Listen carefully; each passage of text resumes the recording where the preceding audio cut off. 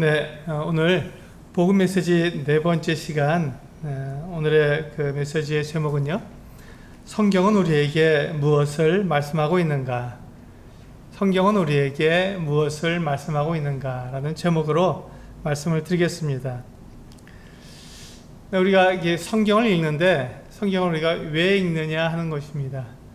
성경이 도대체 우리들에게 무엇을 말씀해주고 있기 때문에 우리가 성경을 읽는 것인가? 이게 대단히 중요하죠. 어떤 사람들은 이 성경을 그냥 마음의 평안을 얻기 위해서 성경을 읽는다고 합니다. 또 어떤 분들은 지혜를 얻기 위해서 성경을 읽는다고 합니다. 이 세상을 어떻게 하면 잘 살아갈까 하는 그런 지혜를 얻기 위한 것이죠. 또 어떤 사람들은 이 성경을 읽음으로써 정말 이 하나님을 잘 믿을 수 있는 그 같은 그 말씀을 알기 위해서 성경을 읽는다고 합니다. 이 여러 가지 목적을 가지고 성경을 읽습니다.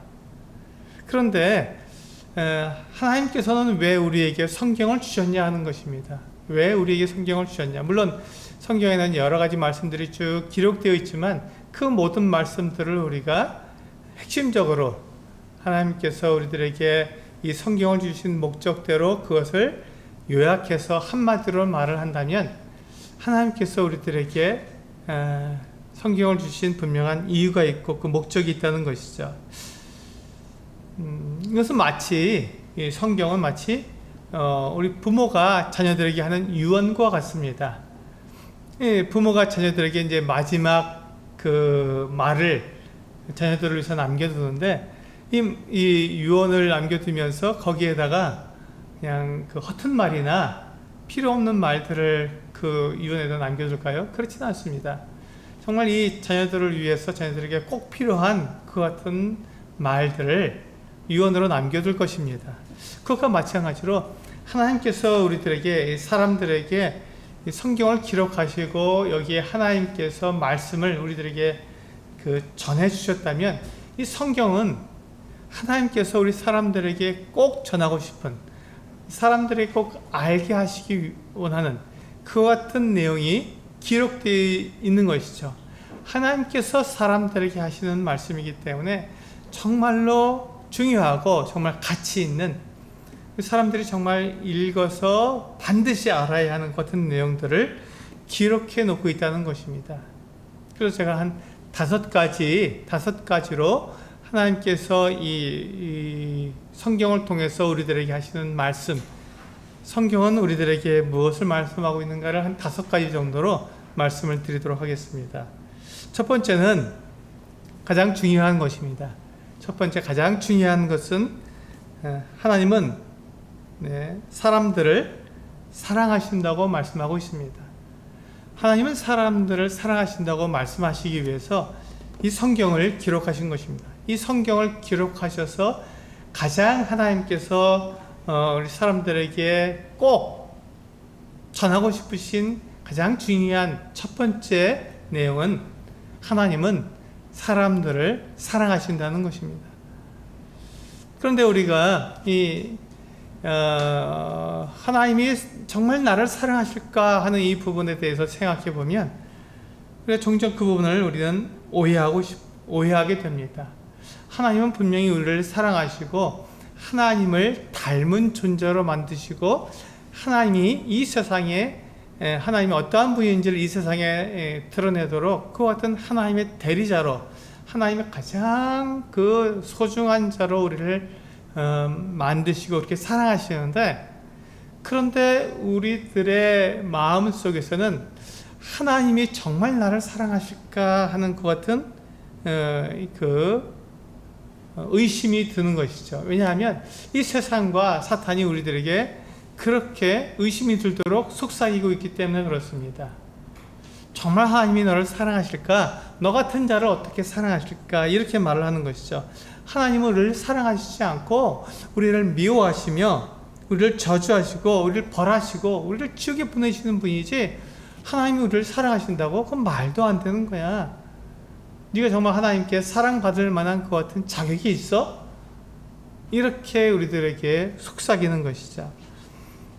그래서 우리 사람들은 하나님을 생각하게 될 때 하나님은 두려운 분이시며 내가 정말 하나님의 그 사랑을 받을 만한 또 하나님과 어떤 사랑의 교제를 나눌 만한 그와 같은 대상이 아니라는 어떤 생각을 가지게 됩니다. 그래서 하나님께서는 성경을 통해서 우리들에게 아주 분명하게 말씀하고 있는 그 첫 번째, 하나님이 가장 중요하게 생각하시고 가장 첫 번째로 우리들에게 말씀하시는 그 내용은 하나님께서 우리들을 사랑하신다는 것입니다. 하나님은 사람들을 사랑하신다는 것, 그 내용을 기록해 놓고 있습니다. 두 번째, 성경이 우리들에게 말씀하고 있는 내용은요, 성경은 사람들이 하나님을 배반하여 죄를 지었다고 말씀하고 있습니다. 성경은 사람들이 하나님을 배반하여 죄를 지었다고 말씀하고 있습니다. 우리 로마서 3장 23절을 한번 보실까요? 네, 로마서 3장 23절. 네, 같이 한번 읽어보겠습니다. 시작. 모든 사람이 죄를 범하였음에 하나님의 영광에 이르지 못하더니. 네, 그렇습니다. 하나님의 사람들이 모든 사람이 다 죄를 범했다고 성경은 우리들에게 분명히 말씀하고 있습니다.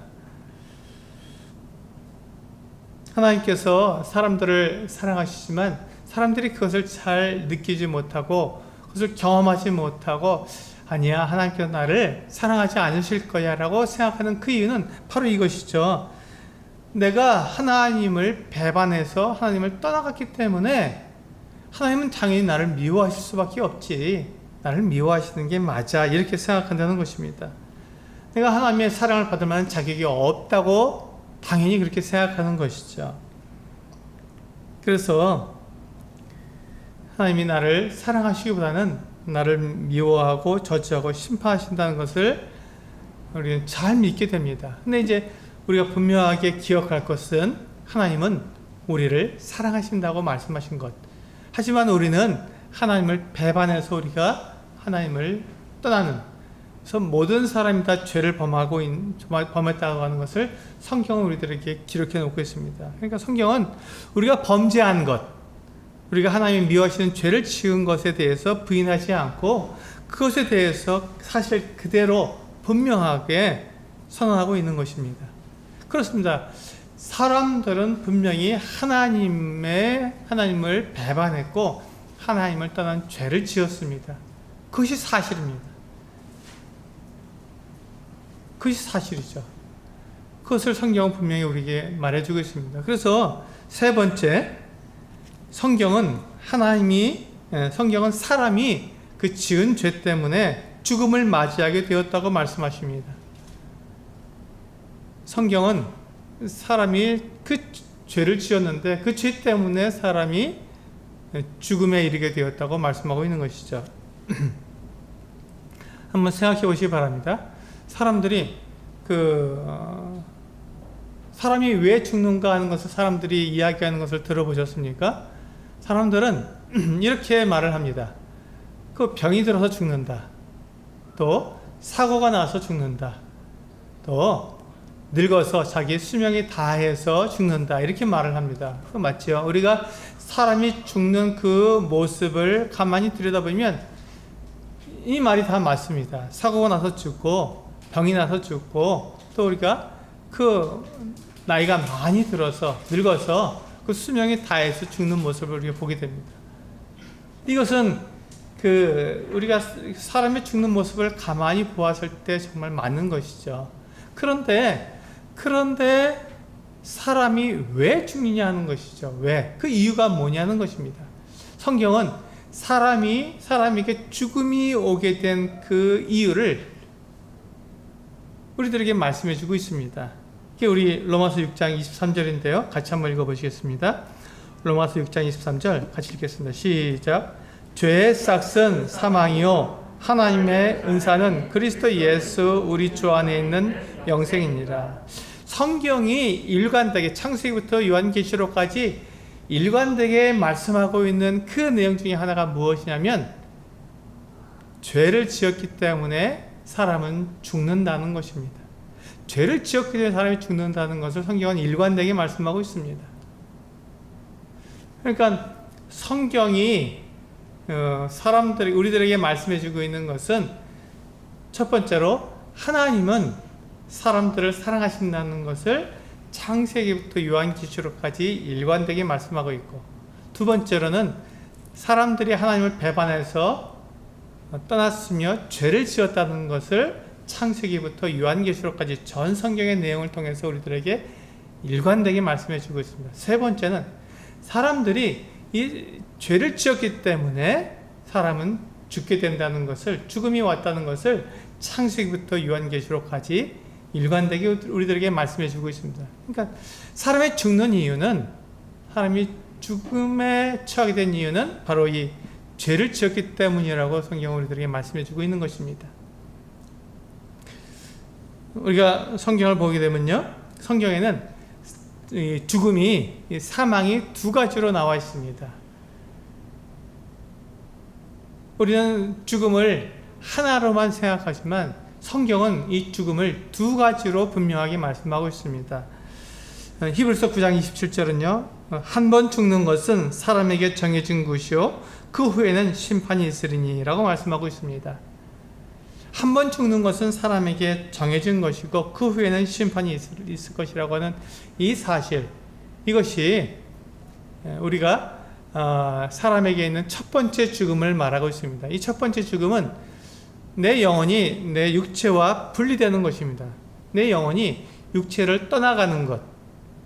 그래서 이 육체가 이제는 그 모든 기능을 정지하고 흙에서 와서 흙으로 돌아가는 것을 첫 번째 죽음, 즉 육체의 죽음이라고 우리는 말하고 있습니다.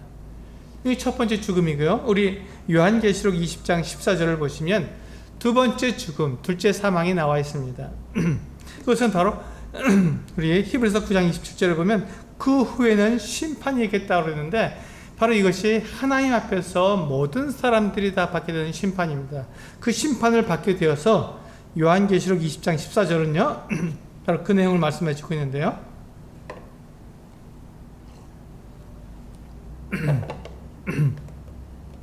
14절 말씀을 읽어보면요, 사망과 음부도 불못에 던져지니 이것은 둘째 사망 곧 불못이라.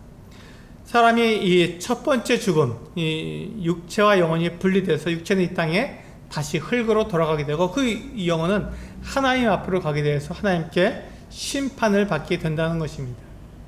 모든 사람들이 다 하나님 앞에 심판을 받게 되었을 때, 그 심판을 받은 후에 그 사람이 그 불못에 던져지는 것, 하나님께로부터 영원히 분리되어서 그 불못에 던져지는 것을, 이것을 둘째 사망, 불못이라고 말하고 있습니다. 그러니까 사람은요, 한 번만 죽는 것이 아니라 두 번 죽을 수 있습니다. 어떤 사람은 두 번 죽는 것이죠. 하나님으로부터의 심판을 받아서 이 영원한 불못에 던져지는 사람은 두 번 죽게 되는 것이죠. 그런데 하나님께서 그 사람들을 사랑하셔서 사람들에게 이 둘째 사망에 들어가지 않도록 하나님께서는 이 사람들을 보호하셨습니다. 이것이 이제 우리가 말하는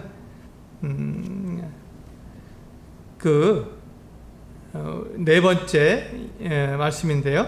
우리 여기 보시면 사람들이 네 번째 성경에서 말씀하시는 것 전에 우리가 보아야 할 것이 뭐냐면, 요한복음 5장 29절에 보시면 우리가 부활하게 된다는 것을 말씀하고 있습니다. 요한복음 5장 29절을 보시면요, 선한 일을 행한 자는 생명의 부활로, 악한 일을 행한 자는 심판의 부활로 나오리라. 이것이 바로 우리가 첫 번째 죽음, 내 영혼이 내 육체와 분리된 다음에 그 분리된 영혼이 하나님 앞에 심판을 받게 될 때 그가 부활하게 된다는 것이죠. 새로운 몸을 입고 하나님 앞에 나오게 되어서 그 새로운 몸으로 심판을 받아서 어떤 사람은 생명의 부활로 들어가게 되고, 어떤 사람은 심판의 부활로 들어가게 되어서, 이 심판의 부활을 받는 사람은 우리 방금 요한계시록 20장 14절에서 본 것처럼 그 부활한 몸으로 이 불못에 던져져서 두 번째 사망, 하나님으로부터 영원히 분리되고 영원한 고통을 당하게 되는 이 두 번째 사망에 던져지게 되는 것입니다. 성경은 우리들에게 이것을 분명하게 말씀하고 있습니다. 하나님은 사랑이시다. 하나님은 우리를 사랑하신다고 분명히 말씀하고 계시고, 그런데 사람들이 그 하나님을 떠나서 배반해서 사람들이 죄를 지었다는 것을 말씀하고 있고요. 세 번째로는 그 사람들이 지은 죄 때문에 사람들에게 죽음이 오게 되었다. 그래서 사람들에게 이 성경에서 말씀하고 있는 죽음은 두 가지인데, 첫 번째 죽음은 내 영혼이 내 육체로부터 분리되는 육체의 죽음이 있고, 두 번째 죽음은 하나님으로부터 분리되는 둘째 사망, 불못에 던져지는 둘째 사망이 있다는 것을 우리들에게 분명하게 말씀하고 있습니다. 그래서 하나님께서는 이 둘째 사망을 피하라는 것입니다. 둘째 사망에서 피해서 둘째 사망을 들어가지 않고 거기에 던져지지 않고 생명의 부활로 나와서 영원한 생명을 얻으라고 말씀하고 있는 것입니다.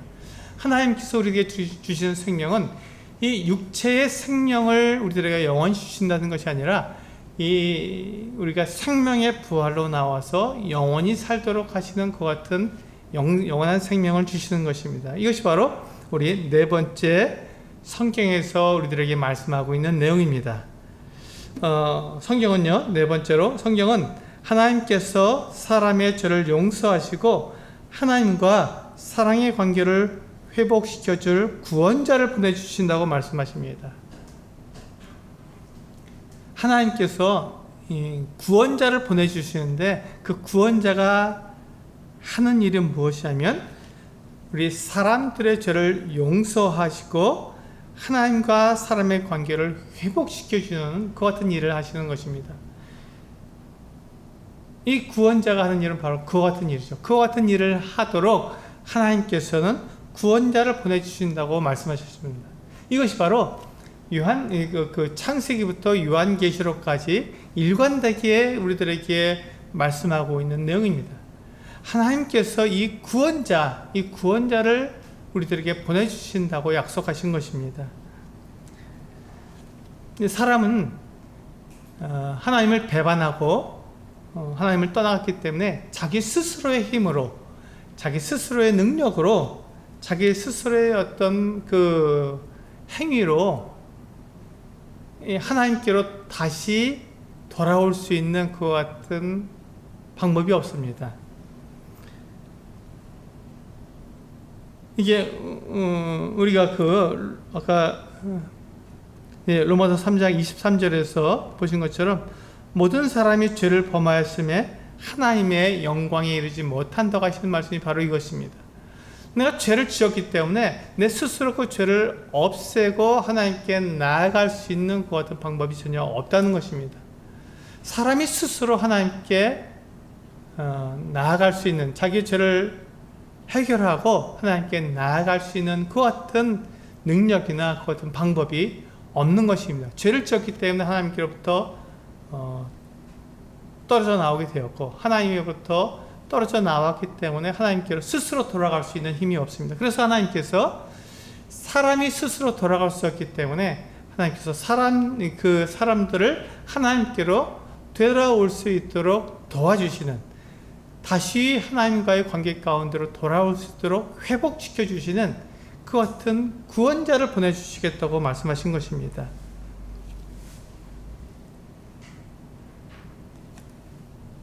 이것이 바로 하나님의 사랑이지요.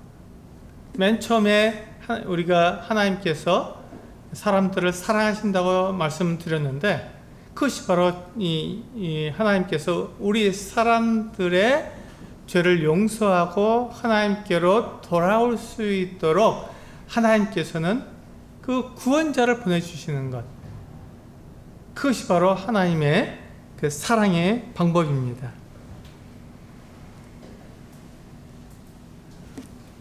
하나님께서는 바로 그 놀라우신 이 구원자에 대해서 창세기부터 쭉 말씀하셨는데, 이스라엘 백성들에게 먼저 이와 같은 내용들을 알게 하셨습니다.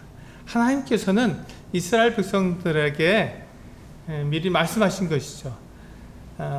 내가 사람들의 죄를 용서해서 사람들로 하여금 하나님께로 다시 돌아올 수 있는 그 같은 길을 마련해 주겠다. 그 같은 구원자를 너희들에게 보내주겠다라고 이스라엘 백성들에게 말씀하신 것입니다. 그러면서 이스라엘 백성들이 하나님께 나올 수 있는 그 같은 길을 통해서 하나님께서 이스라엘 백성들에게 주신 율법을 통해서 이와 같은 하나님께서 예비해 주시는 이 구원자를 기다릴 수 있도록 미리 말씀해 주셨습니다. 우리가 이스라엘 백성들이 하나님께 받은 그 율법 중에서 보면요, 제사법이 있습니다. 어떻게 너희들은 하나님께 제사를 드려야 하는지를 설명해 주고 있는 그 어떤 제사법이 있는데, 사람이 그 죄를 짓게 되면 그 이스라엘 백성들은 하나님께 택한 백성이고, 그래서 하나님과 교제를 나눈, 하나님께 예배 드릴 수 있는 그 같은 특권을 가진 그 같은 백성들인데, 그럼에도 불구하고 그 이스라엘 백성들 가운데서 죄를 짓게 되면, 어떤 사람이 죄를 짓게 되면 그는 하나님께 나올 수가 없게 됩니다. 죄는 이와 같이 하나님과 분리시키는 것 같은 일을 하기 때문에, 그가 하나님이 택하신 하나님의 백성, 이스라엘 백성이라 할지라도 그가 죄를 짓게 되면 그가 하나님께 나아가서 예배할 수 있는 것 같은 자격을 잃어버리는 것이죠. 그럼 하나님께서 그 이스라엘 백성들에게, 그러면 그들이 어떻게 하면 하나님께 나와서 예배할 수 있는 자로 회복시켜 줄 수 있는 그 같은 그 방법을 이 율법에서 말씀해 주고 있는 것이죠. 그 방법은 그 죄를 지은 그 사람이 자기를 대신할 재물을 가지고 하나님께 나오도록 하는 그와 같은 법을 주신 것입니다. 제사법을 주신 것이죠. 네가 죄를 지었으면 그것 때문에 하나님께 나올 수 없는데, 그럼 너를 대신할 재물을 가지고 나와라. 그럼 그 재물 때문에 너의 죄를 용서해 주겠다라고 하나님께서 약속해 주신 것입니다. 그러니까 이스라엘 백성들에게 그 재물은 그들의 구원자의 역할을 하는 것이죠. 그래서 어떤 사람이 자기가 죄를 지었기 때문에 하나님께 그 죄를 용서받기 위해서 양을 데리고 하나님께 왔습니다. 그래서 그 성전에 와서 그 제사장에게 그 양을 데리고 왔습니다. 죄는 내가 지었지만 나를 대신할 재물을 가지고 왔기 때문에 내 대신 이 재물이 내 대신 희생하는 것이, 죽는 것이죠. 그래서 이 양을 데리고 그 제사장 앞으로 와서 제사장에게 나와서 그렇게 고백을 합니다. 제가 이러이러한 죄를 지었습니다 라고 제사장에게 고백을 합니다. 그리고는 그 손으로 양의 머리에다가 손을 얹습니다. 그렇게 되면 내가 지금 고백한 그 죄가 양에게로 이렇게 전해지게 되는 것이죠. 전달되는 것입니다. 그래서 이제 내 죄가 제사장에게 고백했고, 그래서 그것을 양의 머리에 손을 얹었기 때문에 내 죄가 이제 양에게로 넘어가게 된 것이죠. 그래서 이제 내 죄는 아무 죄도 짓지 않은 그 양에게로 넘어갔는데, 이제 내 대신 그 죄를 지은 사람이 그 양의 목에 칼로 그 양을 죽여서 내 대신 그 재물이 죽게 하는 것입니다. 그러면 이제 제사장은 그 그릇으로다가 양의 목에서 나오는 피를 다 받아서 그 피를 가지고 제단에 가서 제단 뿔에 바르고 또 제단 밑에 다 뿌리게 됩니다. 그렇게 되면 이 사람이 지은 죄가 그 양이 대신해서 피를 흘렸기 때문에 그 죄에 대해서 이미 다 갚은 것이죠. 값을 치르게 된 것입니다.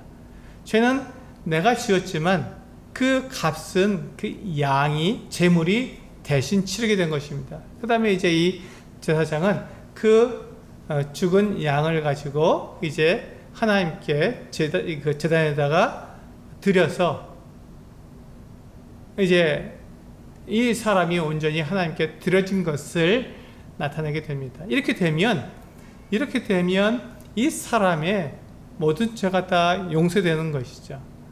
이 사람의 죄가 다 용서되는 것입니다.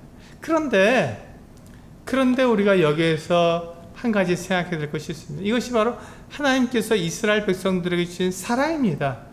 그들이 죄를 지어서 더 이상 이 하나님의 백성으로서 그 역할을 할 수 없는, 하나님의 선택받은 자로서 역할을 할 수 없는 것 같은 상태가 되었는데, 하나님께서 그들에게 그 하나님의 백성으로 다시 돌아올 수 있는, 회복할 수 있는 그 길을 제물을 통해서 돌아올 수 있도록 만들어 주셨기 때문에 이것은 하나님께서 이스라엘 백성들에게 주신 은혜죠. 하나님의 사랑입니다. 그럼에도 불구하고 이 제물을 통해서 그가 자기의 죄를 용서받는 것은 극히 제한적입니다. 완전한 것이 아니라 극히 제한적입니다. 왜냐하면 그 제물은 사람보다 더 가치가 뛰어나지 않기 때문에, 더 가치가 크지 않고 더 가치가 작기 때문에 이 제물로는 이 사람이 가지고 있는 모든 죄를 다 용서할 수 있는 것 같은 가치가 없는 것이죠. 이 제물은. 그러나 하나님께서 그 사람이 지은 죄 하나하나를 고백하고 그 죄를 용서받을 수 있는 길을 마련해 주신 것입니다. 우리 그 히브리서의 말씀을 보면요. 그래서 이와 같이 말씀하고 있는 것입니다. 히브리서 10장 11절부터 14절 말씀을 보시면요. 이와 같이 말씀하고 있습니다. 네, 제사장마다 매일 서서 섬기며 자주 같은 제사를 드리되 이 제사는 언제나 죄를 없게 하지 못하거니와, 여기 보시면 제사장이 날마다 이와 같은 제사를 드립니다. 우리가 죄를 지을 때마다 제물을 가지고 제사장에게 나아가서 자기 죄를 대신해서 제물을 죽이고 그 하나님께 죄 용서를 받지만, 그러나 이 제사는 언제나 완전하게 그 죄를 없애지 못하는 것입니다. 그런 한계를 가지고 있는 것이죠. 근데 12절에 보시면 오직 그리스도는 죄를 위하여 한 영원한 제사를 드리시고 하나님 우편에 앉으사 그 후에 자기 원수들을 자기 발등상이 되게 하실 때까지 기다리시나니 그가 거룩하게 된 자들을 한 번의 제사로 영원히 온전하게 하셨느니라. 이것이 바로 하나님께서 우리들에게 약속해 주신 구원자입니다. 이스라엘 백성들에게 그 모델로 지금 너희들에게 내가 약속한 이 구원자가 바로 이 일을 할 것이다 라고 하는 그 모델로 이 제물을 통한 그 죄 용서 받는 것을 보여주신 것입니다. 이 제물을 하나님께 드리게 되면 내 죄가 용서받는다. 내 대신 내 죄에 대한 값을 치르고 제물이 나 대신 죽음으로 이 하나님께서 나를 용서하시는 거구나. 이 제물이 바로 나를 구원하는 구원자의 역할을 하는구나. 그런데 이 제물은 연약하고 부족해서 나를 완전히 내 모든 죄를 다 용서해 줄 수 없고, 늘 내가 같은 제사를 드리지만 그 제사가 끝나지 않지만 하나님께서 약속하신 그 구원자는 우리보다 더 가치가 크고, 그 구원자가 나를 위해서 희생하기 때문에 내 모든 죄가 다 용서되어서 다시는 내 죄를 위해서 제사 드릴 필요가 없는 그 완전한 내 죄 용서를 하시는 그런 구원자가 오시는구나. 하나님께서 약속하신 그 구원자는 바로 그 같은 분이라는 것을 우리들에게 말씀해 주고 있는 것입니다.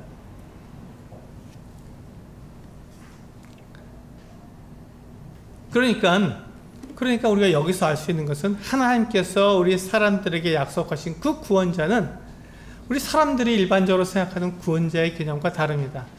지금 이 세상과 사탄은 우리들에게 구원자의 개념을 오해하도록 그렇게 자꾸 우리들에게 다른 것을 보여줍니다.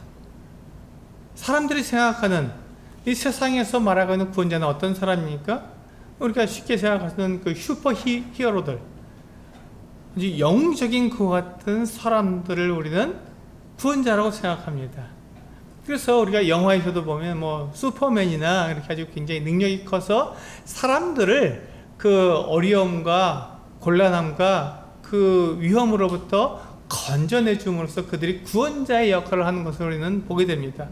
그리고 많은 그 책과 많은 그렇던 그 이야기 속에서 구원자는 그와 같은 모습으로 나타납니다. 사람들이 그와 같은 구원자를 기다리는 것이죠. 왜냐하면 세상과 사탄이 구원자는 그러한 존재야 라고 우리들에게 말해주기 때문에 그렇습니다. 그런데 하나님께서 우리들에게 약속하신 그 구원자는 그와 같은 구원자가 아닙니다. 이 구원자의 모델이 무엇입니까? 예, 이 제물입니다. 제물은 희생하는 존재죠. 나를 대신해서 희생하는 존재입니다. 그러므로 내 죄를 용서하고 나로 하여금 하나님께로 회복되게, 하나님과의 관계 가운데로 회복되게 만들어주는 하나님이 약속하신 그 구원자는 그렇게 슈퍼히어로처럼 우리를 어려움 가운데서, 곤란한 가운데서 나를 갖다가 그런 상황 속에서 나를 건져내주는 그 어떤 슈퍼히어로가 아니라, 그 어떤 초능력자가 아니라 나를 위해서 자신을 희생할 수 있는 그 희생자가 바로 그 구원자라는 것이죠. 그런데 이 나를 위해서 희생하기 위해서 그 구원자가 갖추어야 될 조건들이 있는 것입니다. 그 구원자는 희생자라고 해서 그냥 힘이 없고 가치 없는 그 어떤 존재를 말하는 것이 아니에요. 우리 보통 희생자라고 말하면 그렇게 합니다. 그냥 힘이 없고 억지로 끌려와서 나 대신 억지로 대신 그 희생하게 되는 그 같은 희생자의 같은 모습을 기억하는데, 하나님께서 말씀하신 그 구원자는 분명히 희생자지만 그 같은 희생자가 아니라 이렇게 힘없고 억지로 죽임을 당하는 것 같은 희생자가 아닙니다. 이 구원자는 자기 스스로 희생함으로써 사람들을 죄로부터 구원할 자격을 갖춘 사람, 그런 분입니다. 그 희생자는, 이 구원자는 죄가 없어야 합니다. 나를 대신해서 그 죄를 용서하고 희생되기 위해서는 죄가 없어야 합니다. 우리가 제물을 가지고 그 제사를 드릴 때에도 그 제물은 죄가 없습니다. 우리와 같은 죄를 짓지 않았습니다. 그렇기 때문에 우리의 구원자도 역시 죄가 없는 그 같은 구원자여야 합니다. 두 번째, 그분은 우리 모든 사람들의 모든 죄를 다 갚을 만한 가치가 있는 분이어야 합니다. 사람들보다 더 뛰어난 분이셔야 한다는 것이죠. 그리고 세 번째, 마지막 조건으로 그분은 사람들을 사랑하셔서 스스로 자신을 희생하시는 분이셔야 합니다. 억지로 끌려와서 내키지 않는데 희생하는, 대신 희생되는 것이 아니라 하나님 그 사람들을 사랑하기 때문에 그 사랑의 동기에 의해서 자신을 희생하는 그것은 구원자여야 합니다. 그래서 죄가 없이 거룩해야 되고, 그리고 사람보다 더 존귀하고 영광된 존재여야 하고, 그리고 스스로 자발적으로 사람들을 사랑해서 자신을 희생하는 그 같은 분이 바로 우리들의 구원자로서 합당한 조건을 갖춘 분이십니다. 바로 그 구원자를 하나님께서 우리들에게 약속해 주신 것입니다. 이것이 바로 창세기부터 요한계시록까지 하나님께서 그 일관되게 말씀하고 있는 것입니다. 하나님께서 약속하신 그 구원자는 그 같은 분이다. 그 같은 분이 사람들을 위해서 희생하신다라고 약속해 주셨습니다. 마지막으로 다섯 번째, 구약 성경은요, 하나님께서 이 구원자를 보내신다고 하는 약속으로 되어 있고, 신약 성경은 이 구원자, 하나님께서 보내실 이 구원자가 하나님의 말씀대로 이미 오셨다고 하는 어떤 말씀으로 이루어져 있습니다. 성경이 구약 성경과 신약 성경으로 나눠져 있는데, 구약 성경은 일관적으로 바로 이와 같은 그 구원자가, 하나님께서 보내실 구원자가 오실 것이다 라고 하는 어떤 약속이 일관적으로 기록되어 있고요. 신약 성경은 하나님께서 약속하신 그분이, 그 메시아가 이미 오셨다라고 하는 내용을 일관적으로 기록하고 있는 것입니다. 하나님은 약속하신 것을 반드시 이루시는 분이십니다. 그런데 그 약속을 언제, 어디서, 누가 이루었는지는 우리에게 말씀해 주시지 않으셨습니다. 그것은 전적으로 하나님의 권한에 있기 때문에 그렇습니다. 하나님께서 언제 어디에 누구를 보내실지는 하나님께서 결정하신다는 것입니다. 근데 하나님께서는 약속을 지키시기 때문에 하나님께서 결정하신 것을 반드시 이루시는 것이죠. 그래서 이제 사람들이 하나님께서 약속하신 그 구원자가 오시는 것을 믿고 기다리게 되는데, 근데 사람들은 그것을 금방 잊어버리죠. 하나님께서 약속하신 것을 금방 잊어버립니다. 그래서 이 하나님의 약속을 금방 잊어버리게 되니까 하나님께서 성경에 이와 같은 약속을 기록해 놓으신 것입니다. 구원자가 올 것이다 라고 약속해 주신 것이죠. 그런데 성경에 그것을 약속해 주셨는데, 만약에 하나님께서 언제 어디에 누가 구원자로 올 것이라는 것을 명백하게 딱 기록해 놓게 되면 어떻게 될까요? 네, 그때부터 문제가 생깁니다. 첫째로 이 사탄이 그것을 철저하게 방해할 것입니다.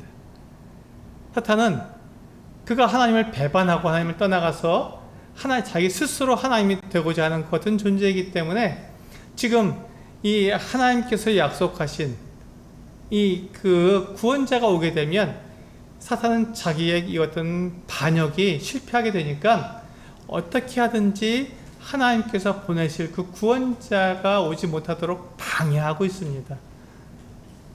그래서 하나님께서 만약에 언제 어디에 누가 구원자로 올 것이라는 것을 그냥 명백하게 드러내 주시게 되면 사탄이 그가 오지 못하도록 방해할 것입니다. 우리는 성경에서 그 같은 내용들을 봅니다. 구약에서 보면 우리가 애굽 왕 바로가 이스라엘 민족들에게 그 남자아이가 태어나면 나일강에 다 던지라고 하는 이와 같은 자기를 위한 결정을 내림으로써 하나님의 계획을 방해한 이와 같은 모습을 보게 됩니다. 두 번째로 마태복음에 보면 이 헤롯 대왕이 그가 유대인의 왕으로 나신 이가 있다고 하니까 그가 그 학자들에게 물어보아서 베들레헴에서 태어난다고 하니까 베들레헴에서 2살 아래의 그 사내 아이들을 다 죽였습니다.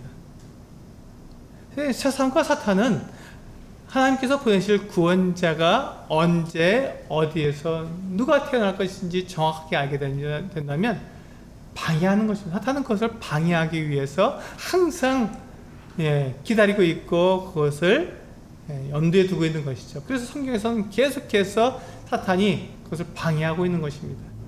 그래서 하나님께서는 그 사람들에게 분명히 그 구원자를 보내주시겠다고 약속하셨는데 그 약속을 이렇게 숨겨두셨습니다. 성경에다가 말씀하시긴 하셨지만 그 말씀을 이렇게 감추어 두셨습니다. 이야기 속에 어떤 상황 속에다가 감추어 두셨습니다.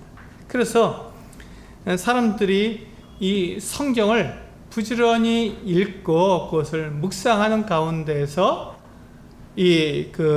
하나님께서 보내주시는 이 구원자가 누구신지, 어떻게 오시는지, 언제 오시는지를 알 수 있도록 그렇게 지금 하나님께서는 그 성경의 이야기 속과 상황 속에다가 이렇게 감추어 두신 것입니다. 마치 밭에 감춘 보화처럼, 우리가 밭에 이렇게 보화가 감추어져 있으면 겉으로 보기에는 그 보화를 발견할 수가 없는 것입니다.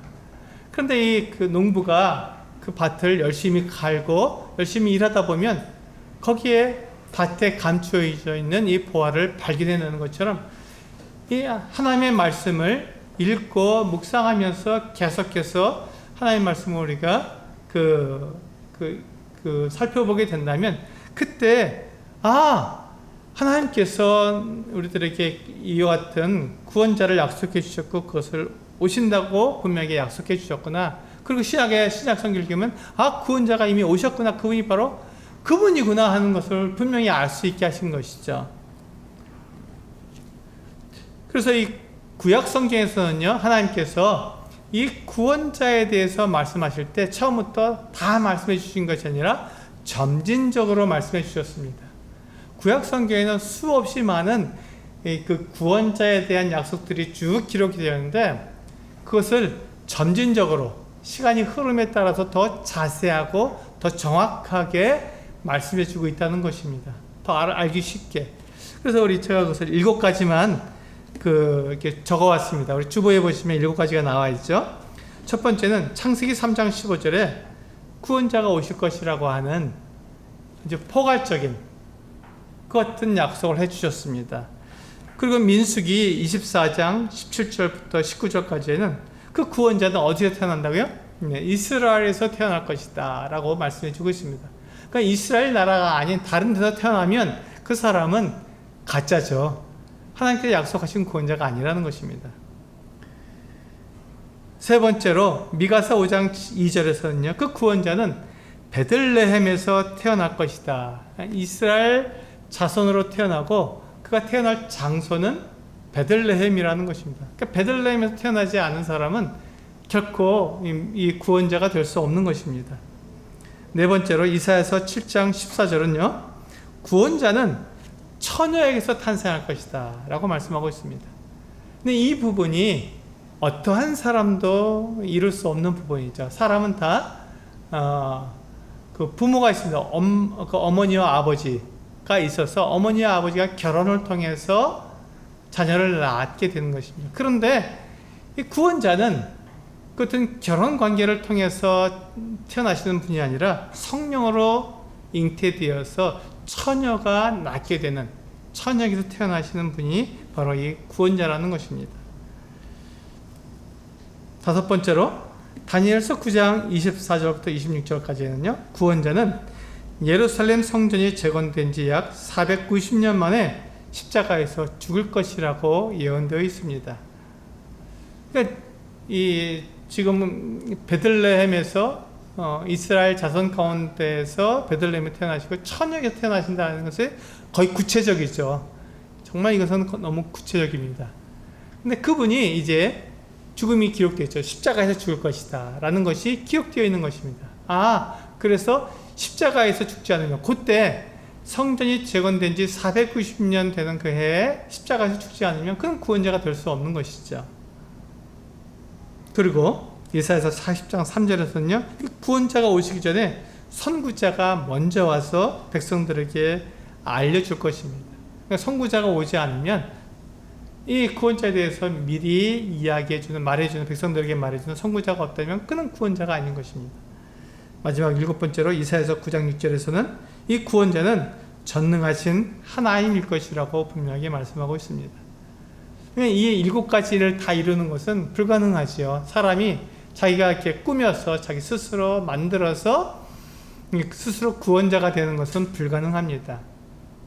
그렇다면 이 약속이 구약 성경에서 이렇게 점진적으로 쭉 약속이 되었는데, 그렇다면 신약 성경에서는 이 약속된 이 구원자가 이미 오셨다고 말씀하고 있는데, 정말 그렇다면 이분이 정말 오셨나요? 그분이 누구신가요? 하고 우리는 물을 수 있습니다. 네, 신약 성경은 우리 마태복음 1장 1절에서 17절에 보시면 예수님이 이스라엘의 자손으로 태어나셨다는 것을 분명하게 증거해 주고 있습니다. 예수님의 족보가 이스라엘에게 속해 있는 아브라함과 다윗의 자손이라고 분명히 이야기하고 있죠. 두 번째로 누가복음 1장 31절부터 33절에 보시면 예수님은 유다 족속으로 태어나셨습니다.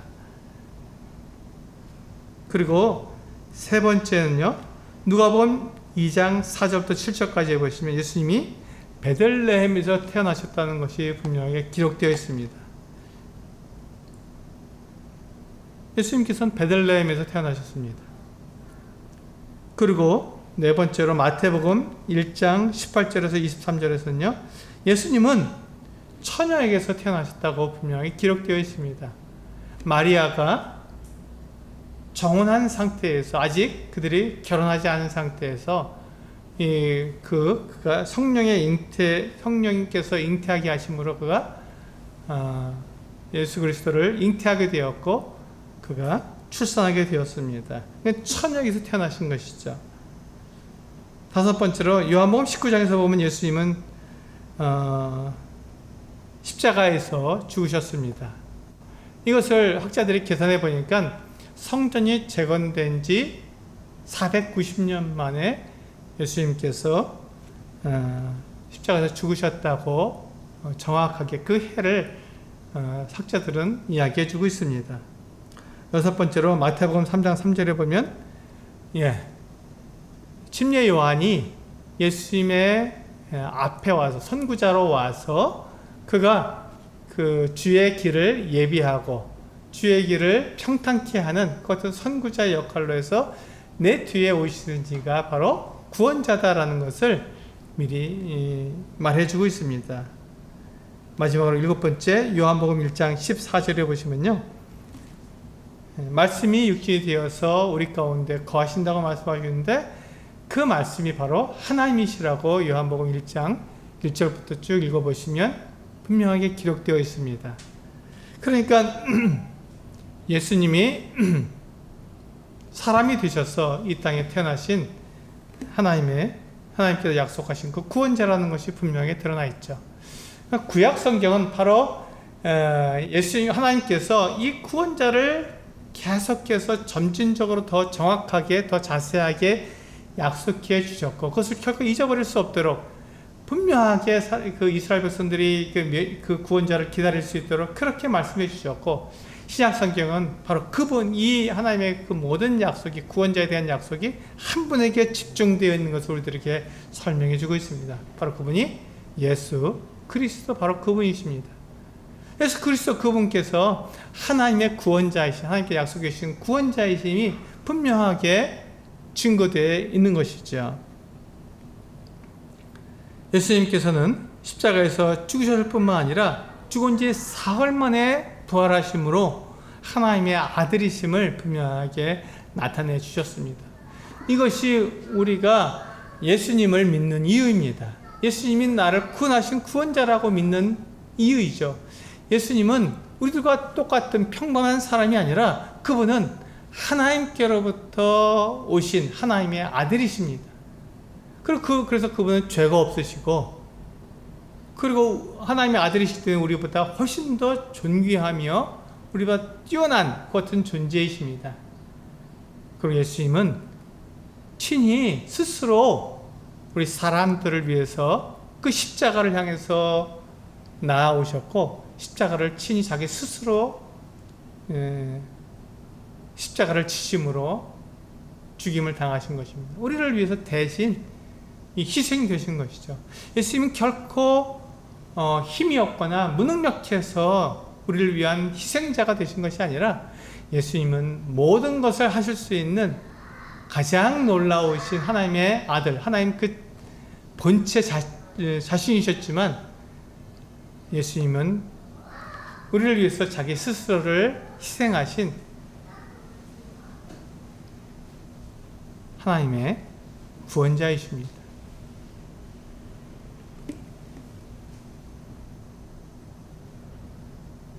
그래서 우리는 성경이 바로 이 예수 그리스도, 바로 구원자, 예수 그리스도께서 바로 이 구원자라는 것을 우리들에게 말씀해 주고 있는 것이죠. 우리는 여기에서 이제 정리해 보도록 하겠습니다. 그렇다면 성경이 우리들에게 말씀해 주고 있는 것이 무엇입니까? 그것이 바로 우리가 제가 처음에 말씀드렸던 하나님께서 사람들을 사랑하신다는 것입니다. 여러분, 다른 것은 다 이 한 가지 내용이 다 집약되어 있는 것입니다. 하나님께서 우리 사람들을 사랑하신다는 것, 바로 그것입니다. 우리 요한복음 3장 16절 제가 처음에 읽지 않고 지나왔죠? 같이 한번 읽어보시겠습니다. 요한복음 3장 16절. 하나님께서 우리를 어떻게 사랑하시고 얼마나 사랑하시고 어떻게 사랑하시는지가 바로 이 말씀에 들어있습니다. 같이 읽어보시겠습니다. 시작.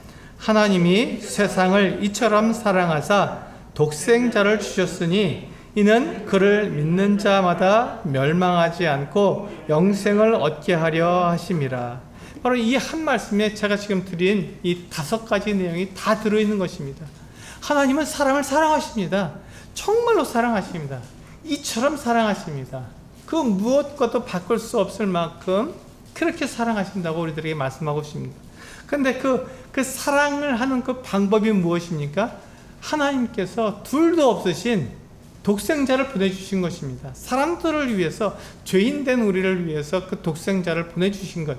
이것이 바로 하나님께서 우리를 사랑하시는 사랑의 모습입니다. 그래서 그 독생자가 바로 구원자로 오셔서, 하나님의 아들이 구원자로 오셔서 우리를 위해서 희생되셨기 때문에 이제 그를 믿는 자마다 멸망하지 않습니다. 여기서 멸망하지 않는다는 무슨 말입니까? 우리가 첫 번째 죽음, 육체의 죽음을 받지 않는다는 것입니다. 아닙니다. 그것이 아니라 멸망하지 않는다는 건 두 번째 죽음, 둘째 사망에 들어가지 않는다는 것을 말씀하고 있는 것입니다. 예수 그리스도를 믿는 자도 우리 육체의 죽음을 맞이하게 됩니다. 그러나 그가 예수 그리스도를 믿었기 때문에 그는 멸망하지 않습니다. 이 멸망하지 않는다는 말이 둘째 사망, 곧 불못에 던지지 않는다는 것을 말씀하고 있는 거죠. 그래서 그는 영생을 얻게 되는 것입니다. 그래서 생명의 부활로 그가 하나님 앞에 나와서 하나님과 사랑의 관계를 나누고 하나님 앞에서 영원히 그가 살게 되는 것이죠. 이게 바로 요한복음 3장 16절. 하나님이 세상을 이처럼 사랑하사 독생자를 주셨으니 이는 그를 믿는 자마다 멸망하지 않고 영생을 얻게 하는 하나님의 사랑을 우리들에게 말씀해 주고 있는 것입니다. 성경은 우리들에게 일관되게, 창세기부터 요한계시록까지 일관되게 우리들에게 말씀해 주고 있습니다. 하나님이 세상을 이처럼 사랑하사 독생자를 주셨으니 이는 그를 믿는 자마다 멸망치 않고 영생을 얻게 하려 하심이라는 말씀을 창세기부터 요한계시록까지 일관되게 우리들에게 전해주고 있는 것입니다. 하나님이 우리를 사랑하셨습니다. 하나님이 우리를 사랑하셨습니다. 그래서 우리를 구원하십니다. 그래서 우리는 언제든지 하나님께 돌아갈 수 있습니다. 세상과 사탄은 우리가 죄를 지었기 때문에 하나님께 돌아갈 수 없다고 속삭이고, 그래서 우리를 멸망 가운데로 계속해서 그렇게 달려가도록 우리를 만들어 놓습니다. 하나님으로부터 계속해서 멀어지게 우리를 만들고 있습니다. 이것이 우리가 지금 가지고 있는 우리의 모습입니다. 난 하나님을 믿을 수 없어. 난 하나님께로 갈 수가 없어. 나 같은 자가 어떻게 하나님을 믿을 수 있어? 라고 생각하는 그것. 내가 죄인이기 때문에 하나님께 나올 수 없어 라고 생각하는 바로 그것을 이 세상에서 우리들에게 가르쳐 주는 것이죠. 그러나 하나님은 그렇지 않다. 내가 죄인된 너희들을 사랑해서 내 아들, 하나님의 아들을 구원자로 보내주었고 그 아들을 너희를 위한 희생제물로 삼았고 그래서 너희의 모든 죄를 다 용서했다. 그러니 이제 그 아들을 믿고 그 아들이 행한 이 모든 것들을 그대로 믿고 나에게로 돌아오렴 부르고 계신 것입니다. 하나님께서 창세기부터 계시록까지 우리들에게 말씀하고 있는 것은 바로 이 사랑, 하나님께로 우리가 다시 돌아올 수 있도록 하나님께서 모든 것을 다 준비하시고 그것을 이루셨다고 하는 이 놀라운 사랑을 우리들에게 말씀해 주고 있는 것입니다. 그러므로 우리가 하나님을 오해하지 않고 하나님을 두려워하지 않고 나 자신에 대해서 내가 죄인이기 때문에 하나님께 나아갈 수 없다고 생각하지 않고 하나님께서 이미 이루어 놓으신, 하나님께서 이미 준비해 놓으신 그 길로 우리가 나와야 하는 것입니다. 하나님은 우리를 사랑하십니다. 그래서 우리와 함께 영원히 살고 싶어 하시는 것입니다. 그래서 우리들에게 주시는 이 영생을 주고 싶어 하십니다. 그래서 내가 할 수 없는 그 길을, 그것을 하나님께서 직접 하나님의 아들을 통해서 완전히 다 이루어 놓으셨습니다. 이것이 바로 성경이 우리들에게 전해주는 하나님의 말씀입니다. 이 내용을 성경은 처음부터 끝까지 일관되게 우리들에게 전해주고 있는 것입니다. 이제 우리가 하나님을 두려워하지 않고 하나님의 그 사랑을 통해서 하나님께 나오도록 하나님께서 말씀하셨으니 그것을 믿고 하나님을 믿고 하나님께로 나오는, 그래서 영원한 생명을 얻게 되시는 우리 여러분들 되시기를 기도합니다. 기도하시겠습니다.